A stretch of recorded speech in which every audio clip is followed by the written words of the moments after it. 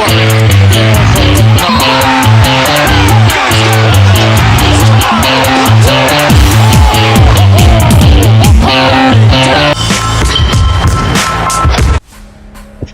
up mga ka-hard foul? Mga usap-usapan tungkol kay Steve Kerr, pinakabagong balita at mga update sa hinaharap ng coach ng Golden State Warriors. Ang Golden State Warriors ay may ilang mahalagang desisyon na kailangan pag-usapan ngayong off-season, kabilang na kung dapat na ba nilang ihiwalay ang landas nilang kanilang head coach na si Steve Kerr matapos ang 12 season ng pamumuno at 4 na kampyonato sa NBA. Maraming katanungan ang buwabalot sa kinabukasan ni Kerr kasama ang Warriors. Matatapos na ang kanyang kontrata ngayong summer, kaya't hindi pa nga malinaw kung mananatili pa siya sa koponan o tuluyan ang aalis. Maging si Kerr mismo ay aminadong hindi sigurado kung ano nga ang mangyayari sa mga darating na araw, linggo o buwan dahil nakasalalay ito sa magiging desisyon niya ng pamunuan ng koponan at sa magiging direksyon na nais nga nilang tahakin para sa hinaharap ng prangkisa. Saad pa nga ni Kerr, ako mismo ay hindi alam kung ano nga ang mangyayari. Mahal ko pa rin ang pagko-coach pero naiintindihan ko rin ang sitwasyon. Lahat nga ng ganitong trabaho ay may hangganan, pahayag ni Steve Kerr. Sa mga media, matapos tapusin ng Golden State Warriors ang kanilang season sa pagkatalo na 111 laban sa Phoenix Suns noong Abril 18 sa NBA Play-In Tournament, may panahon na nagiging matagumpay ang isang koponan. Pero kapag natapos nga ang panahong iyon, minsan ay oras na nga para sa bagong dugo at bagong mga idea.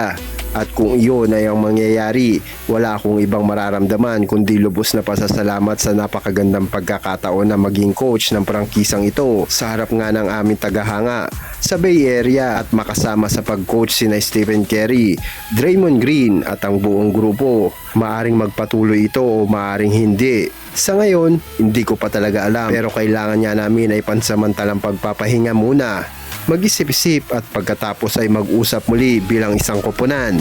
Ang Golden State Warriors ang kauna-unahang koponan na nahawakan niya ni Steve Kerr bilang head coach at ito rin ang nag-iisa niyang karanasan sa pagko-coach sa NBA. Nagsimula ang kanyang pamumuno noong 2014 at 2015 season.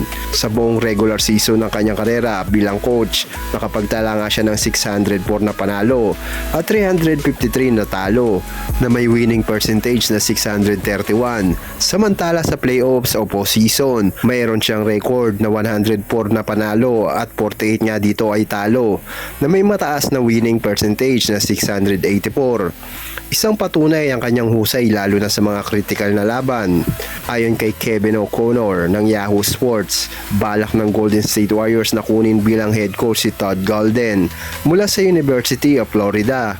Kung sakaling hindi na nga bumalik si Steve Kerr sa koponan, si Golden ay nagsilbing head coach sa University of San Francisco sa loob nga ng 3 season bago siya lumipat sa Florida. Ayon sa mga ulat, mayroon din siyang magandang ugnayan sa may-ari ng Warriors na si Joe Lacob, pati na rin sa pamilya nito. Isang faktor nga na maaaring makatulong kung sakaling ituloy ng Warriors sa pagkuha sa kanya bilang susunod niya na head coach. Kayo mga ka-hard foul, sang-ayon ba kayo na alisin si Steve Kerr sa koponan na Golden State Warriors? I-comment nyo lang sa ibaba at atin niyang pag-uusapan. Maraming salamat at don't forget to subscribe and click the notification bell para lagi pa tayong updated sa mga susunod pa na video.